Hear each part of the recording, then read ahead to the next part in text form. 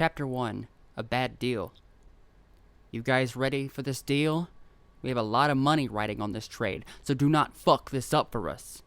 Andesi walks past each of us, taking the time to make stern eye contact with everyone going on the run with me. Zurich and Fox maintain his gaze. Fourleaf flinches and twitches back slightly, and I give him a smirk before speaking up. Sir, we've got this handled. The best that the denizens have to offer are lined up here before you.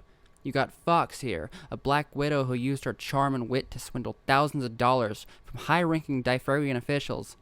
Zurich, an ex-DAI soldier who brutally beat his commanding officer to death over an allegation that his family was sold into human trafficking by the officer in question. And Fourleaf here has more luck than anyone here and has gotten us better goods and better deals than any other member of this faction.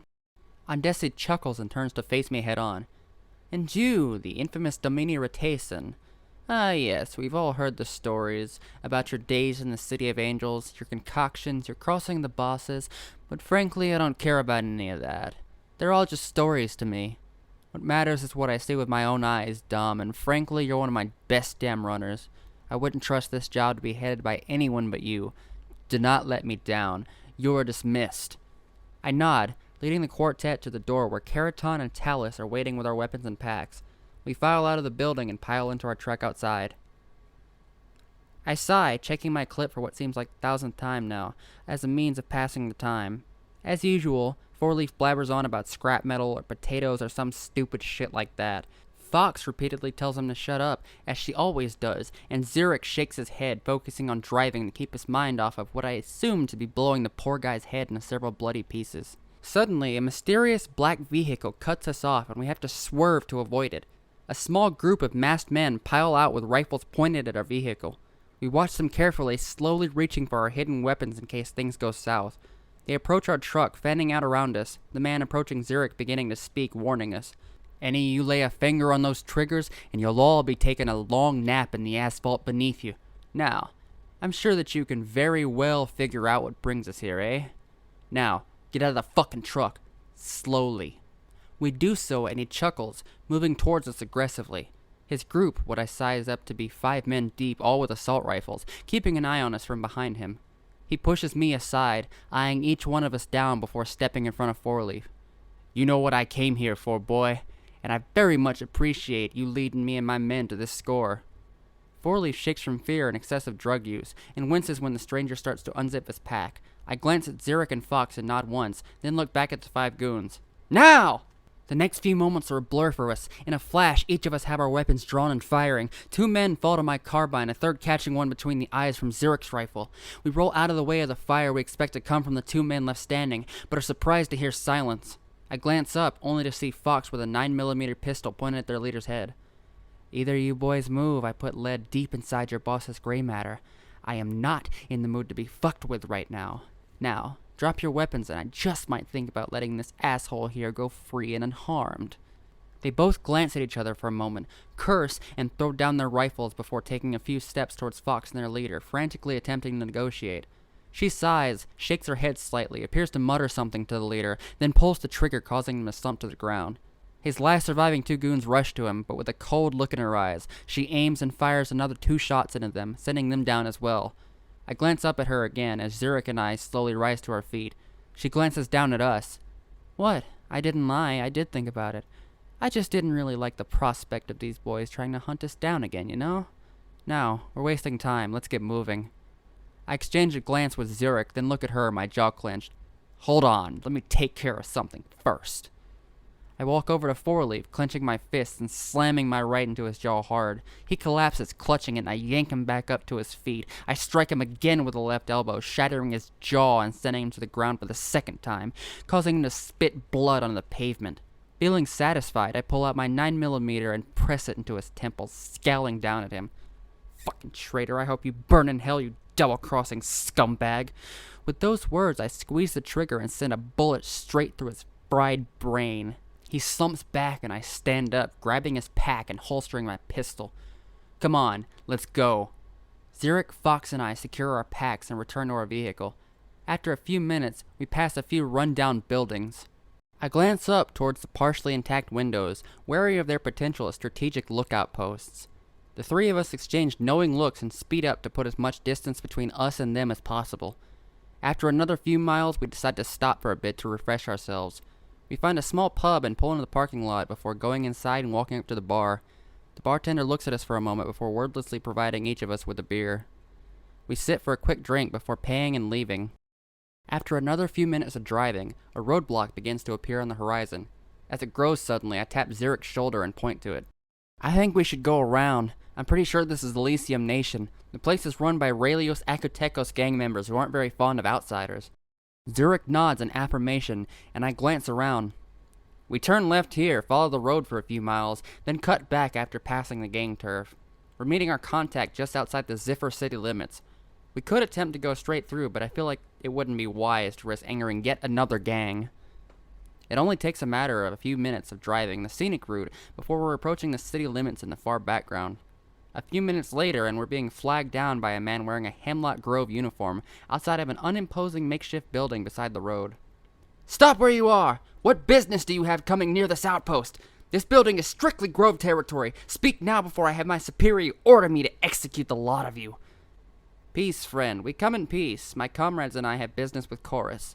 We are with the denizens, and we have a special goods shipment to deliver him. Zurich, Fox, and I raise our sleeves, showing the telltale branding of our faction. He glances at us in suspicion for a few moments longer, before beckoning us to step out of our vehicle and signaling two more green-clad soldiers to check our packs and to disarm us. They nod to the guard after they've thoroughly patted us down, taken our weapons, and checked our backpacks. He returns the nod and beckons for us to follow him to the door. Once we arrive, he speaks into a microphone in his collar, and the door is swung open for us. He gives us one last wary glance before we enter and the door is closed behind us. Go, denizens! He spits the last word as if we had just insulted his mother and he was foaming at the mouth from it. My business with you is hereby complete. I must return to my post. Without another word, he leaves us standing inside the large warehouse with a slight air of confusion about us. We all glance towards the man waiting for us, and he nods to us and greets us. He then asks us to follow him to the meeting area with Chorus. And what business do these outsiders have here, Sasatia? Did you not learn from the last non-Grove group that we allowed to enter the premises? Did you not see the damage and destruction that we are still trying to repair in that location? What are you— Jennings, that's enough out of you, soldier! A booming voice interrupts his berating of our guide. These men are our guests. Give them respect. You are dismissed. The man we assume to be Jennings gives Sasatia one last dirty look before stomping away and disappearing from sight. The new figure nods to us before beckoning towards a nearby door. Through that door, there will be a guard on the other side. His name is Ravan Tassala, and he will take you directly to Chorus. I will not save your asses again, so keep yourselves in line and do not disturb my soldiers. Are we clear? We all nod once in acknowledgement and he steps aside. Go, now. Our leader does not like to be kept waiting, especially for outsiders like yourselves. We adjust our packs and begin the short walk to the entrance. Once we enter the slightly smaller room, the guard gives us a single wary look before pointing to another far door. We walk ahead to it and enter it to another large room. After a few moments, yet another imposing figure approaches us. He confirms that he is the one who was sent to lead us to Chorus, and gestures for us to follow him. We're led down another hallway to a door marked with Chorus's name, and are once again searched for and stripped of any form of weaponry before being permitted to enter. The room isn't anything special, though it also isn't small. We slowly make our way forward towards a slightly older man sitting on his throne in the middle of the room. Finally our shipment has arrived. You two have no idea how long I've been waiting to receive these goods for my secret project. You see, I've had the idea for a while now, using drugs to turn my men into super soldiers, but under our former military leader I would have never been able to accomplish such a feat. Though now, with these men under my ruling, I am free to lead them in any direction that I so choose.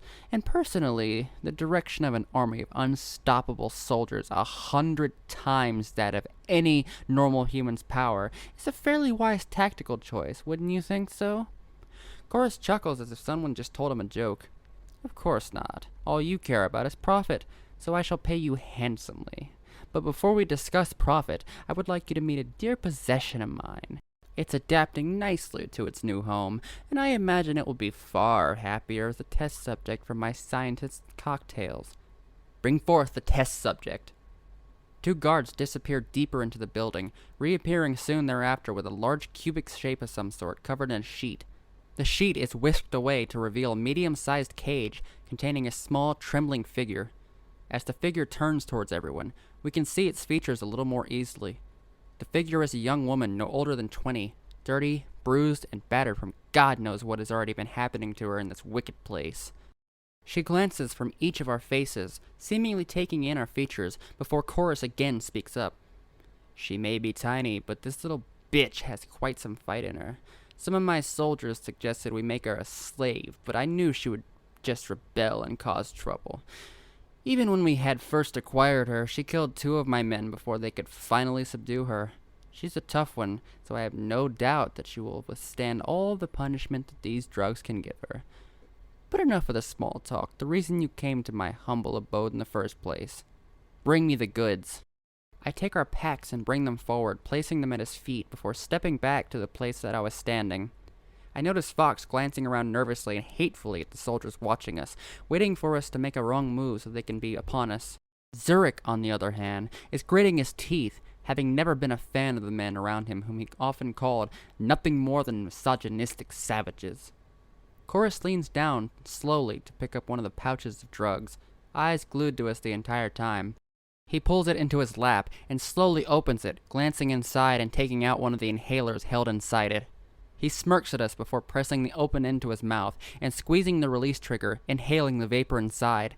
He closes his eyes, taking a deep breath, coughs a few times, then tosses the empty inhaler aside, grinning. Yeah, you boys make the good shit. Then we'll do nicely alongside the methamphetamines, pills, and other things we opted to buy from the Coronaros cartel. But sadly, there is only one issue here. You see, I have spies all over this region, and well, it just so happens that they've noticed a few minor issues with your little caravan. Mr. Zurich, please step forward. I would like to address you personally. Zurich barely has time to tense up before he is forcibly shoved by 2 guards from behind. He stumbles to the ground and tries to catch himself, but a 3rd guard steps forward and knees him hard in the stomach, sending him down fully. He tries to lift himself from the ground, but 2 more guards begin to attack him. He manages to grab one of them, yanking his legs from under him and bringing him to the ground with him. He gets a few decent hits in on the guard, but the others manage to overpower him, dragging him in front of Chorus, who is clapping from the spectacle. Well fought, soldier. Well fought indeed. I guess you did learn a thing or two at Fort Coast, huh? Not how to defend yourself against a formidable opponent, though, it would sadly appear. It's a shame. You probably never would have thought your past choices would catch up to you, did you? Normally I would have you spared and rehabilitated, but after all the men under my banner that you took the lives of, I'm afraid that it would be foolish of me to spare you. Oh well, we will have plenty of soldiers far superior to you soon anyway. Goodbye, Mr. Zurich. The next few seconds are a blur. In one moment, Zurich is struggling against the men holding him. In another, one of them produces a 9mm pistol, and in yet another, the shot goes off and his body goes limp and falls to the ground in front of us. Fox and I tense up, expecting the same fate to come to us moments later. But Chorus simply raises his hand, eyes closed and a smirk on his face. Do not worry, denizens. Your deaths are not yet to come. I have special plans for the 2 of you, especially the pretty one. You should— Sir, we have a major issue! You're needed immediately outside— His frantic sentence is cut short as Chorus strikes him across the face, having closed the gap between the 2 of them in surprising time. Do not interrupt me as I am speaking, soldier! Do you understand me? The floored soldier manages to utter one word. Rains! Chorus stops in his tracks, then curses under his breath, drawing his pistol and rushing from the room. Take care of them while I deal with this emergency. Fuck the plans. Leave no loose ends. The 5 guards draw their pistols and approach us with them trained on us. Foolish move, I must say, that they get this close to us without expecting us to fight. I grab one's arm, causing his firearm to go off into one of his allies, and I flip him over my shoulder. 4 left. Good, we can manage that. I draw back, slamming my elbow into a 3rd assailant, sending him backwards, clutching at his face. Fox is having trouble holding off the 2 men fighting her, and soon they have her arms pinned to her sides. One of them raises his pistol to shoot her, but in a flash, I'm on him. Wrenching the weapon from his grasp, I kick him to the ground before firing 2 rounds into him, and another 4 into the other 2 men on the ground. Fox finally frees her arms and flips the soldier wrestling her before snapping his neck, ending him immediately. She and I exchange a quick glance, but it's cut short by a loud crack as blood suddenly spurts from the center of her forehead. I instinctively duck and aim behind me, sending the rest of my clip into the third guard that I had forgotten seconds ago. I stop to catch my breath and assess the situation of what had just occurred. My partners are dead, as well as the 5 men who attacked us.